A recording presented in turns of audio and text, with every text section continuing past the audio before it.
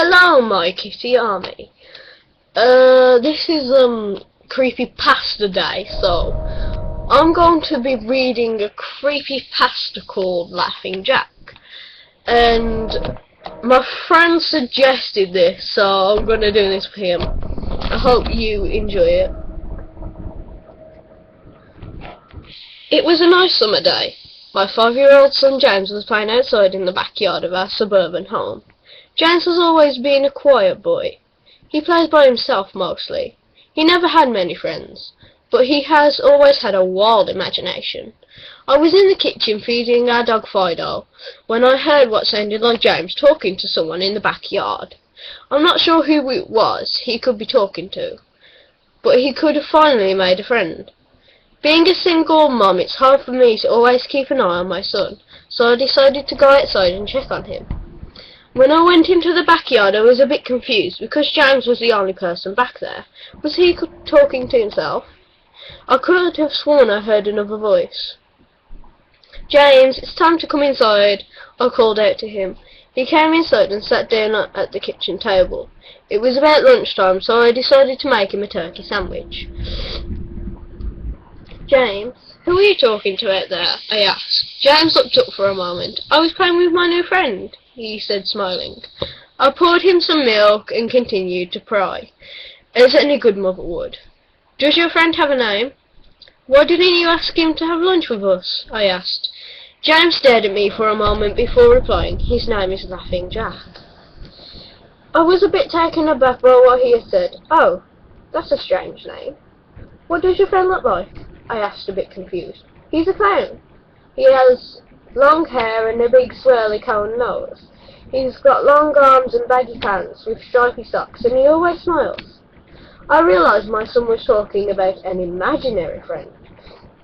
I suppose it is normal for kids his age to have imaginary friends, especially when he has no real kids to play with.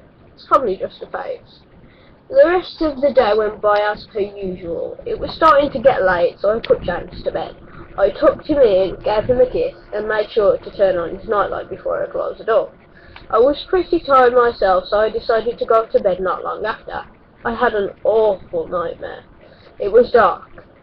I was in some kind of rundown amusement park.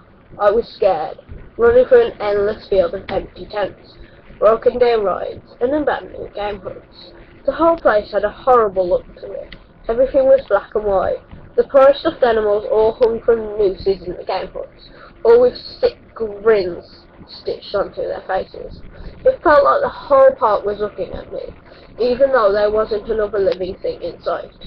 Then suddenly I began to hear music play. The sounds of Pop Goes the Weasel being played on a squeeze box echoed through the park. It was hypnotising. I followed its tune to the circus tent almost in a trance, unable to stop my legs from moving forward. It was pitch black.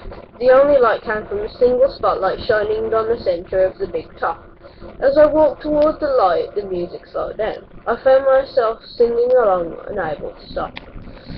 All around the mulberry bush, the monkey chased the weasel, the monkey go. 'Twas all in fun. The music stopped right before its climax, and suddenly the lights shot on. The intensity of the lights was practically blinding. All I could see was a small, dark silhouette shuffle towards me. Then another one appeared, and another, and another. There were dozens of them, all coming toward me. I couldn't move. My legs were frozen. All I could do was watch as the haunting figures drew nearer. As they got closer, I could see. They were children. As I looked at each one, I noticed they were all horribly disfigured and mutilated. Some had cuts all over their body, others were severely burnt, and others were missing limbs. Even eyes! The children enveloped me, clawing at my flesh, dragging me to the ground, and tearing inside me. As the children tore me apart, I faded away. All I could hear was laughter. Horrible, awful, evil laughter. I woke up the next morning in a cold sweat. After taking a few deep breaths, I looked over and saw that a few of James' action figures were positioned facing me on top of my nightstand. I sighed. James had probably woken up early and put these here. I gathered up the toys and made my way to James' room. However, when I opened the door, James was sound asleep. I just shrugged and placed the toys back into his toy box. I headed out to the living room. A little while later, James woke up and I made him his breakfast. He was quiet and seemed a bit groggy. Perhaps he didn't sleep well either. I decided to ask him about the toys. James, honey, did you put the toys in Mummy's room this morning? His eyes shot up at me for a moment, then quickly glanced back down at his cereal. Laughing Jack did it.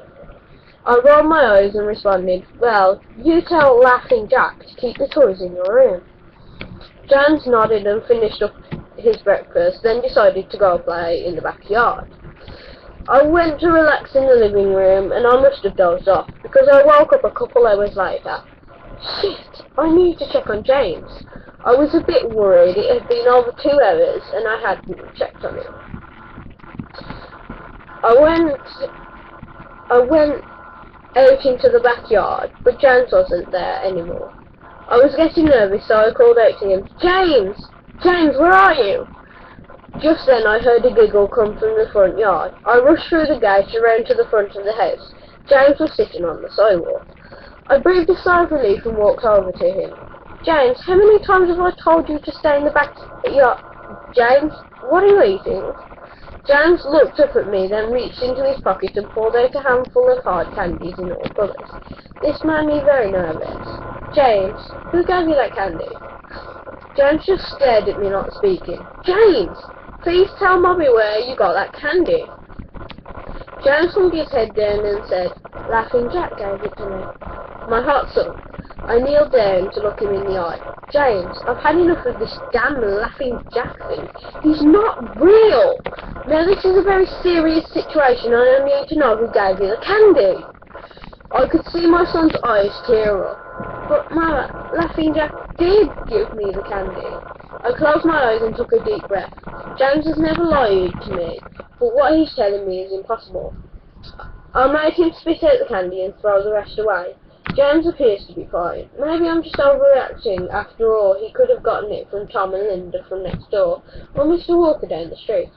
Either way, I'm going to have to keep a closer eye on James.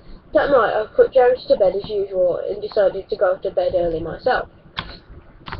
Suddenly, I was woken up by a loud bang coming from the kitchen. I sprung out of bed and hurried down the stairs. When I got to the kitchen, I was horrified.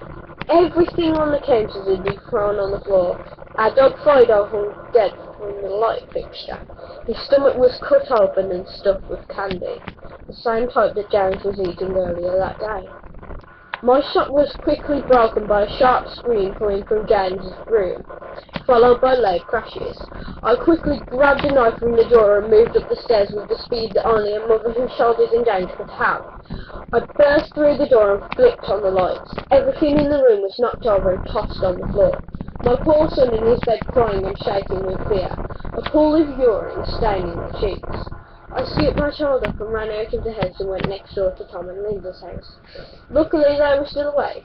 They let me use their phone and I called the police. It didn't take them long to arrive and I explained what had happened.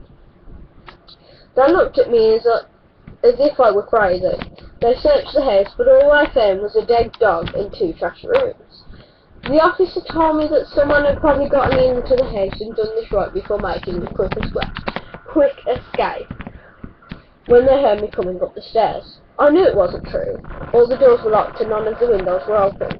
Whatever was in my house didn't come from outside. The next day, James stayed inside. I didn't want him to leave my side. I went into the garage and found his old baby monitor and set it up in his room. If anything comes into his room tonight, I was going to be able to hear it. I went to the kitchen and grabbed the largest knife from the drawer and put it on my nightstand. Imaginary friend or not, I'm not letting anything hurt my little boy. Soon enough, night came. I put James to bed. He was afraid, but I promised him that I wasn't going to let anything happen to him. I tucked him in, gave him a kiss, and turned on the nightlight. Before closing the door, I whispered to him, "Good night, James. I love you." I tried to stay up as long as I could, but after a few hours I felt myself drifting off. My baby would be safe for the night and I needed to sleep. Just as I lay my head on the pillow, I heard a soft noise come from the baby monitor I had put on my nightstand. At first it sounded like interference, like the kind a radio would make. Then it turned into a soft moan. Was James asleep? Then I heard it, the laugh from my nightmare, that horrible laugh. I sprung up from bed and grabbed a knife from under my pillow. I rushed over to James's room and creaked the door open. I tried the light switch, but it wouldn't come on. I took a step in and I could feel the warm, thick liquid on my feet. Suddenly James's nightlight came on and I could see the absolute horror laid out in front of me. James's body was nailed up on the wall, the nails piercing through his hands and feet. His chest was cut wide open and his organs hung down to the floor. His eyes and tongue had been removed along with most of his teeth. I was disgusted. I could hardly believe this was my baby boy. Then I heard it again, the soft, desperate moan. James was still alive! My baby! My poor baby! In so much pain, barely clinging to life. I ran across the room and vomited on the floor, but my sickness was interrupted by a horrible cackle coming from behind me. I spun around while still wiping bar from my mouth. Then out of the shadows emerged the fiend responsible for all this horror, Laughing Jack. His ghost-white skin and matted black hair hung down to his shoulders. He had piercing white eyes, surrounded by dark black rings. His twisted smile revealed a row of sharp, jagged teeth. His skin didn't look like skin at all. It almost looked like rubber or plastic. He wore a patchy black and white clown outfit with striped sleeves and socks. His body itself was grotesque, his long arms hanging down past his waist. The way he was poised made him look almost boneless, like a rag doll. He let out a sickening laugh, as if to let me know he was pleased with my reaction to his work.